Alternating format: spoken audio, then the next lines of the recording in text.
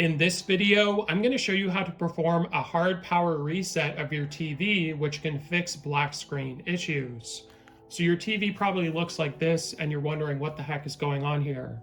Well, one thing you could try is actually unplugging your TV from the electrical outlet, waiting 60 seconds, plugging it back in and trying to turn it back on.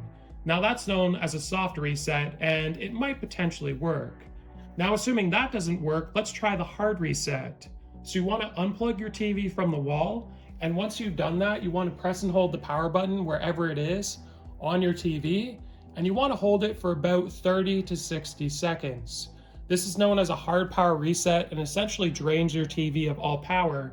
Once you've done that, you want to plug it back in, and then you want to press the power button and see if your TV starts up.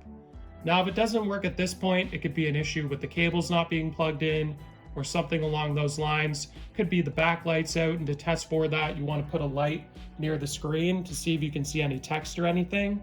And this could just indicate the backlights are out. So hopefully this video was helpful. Like and subscribe, and we'll see you in the next one.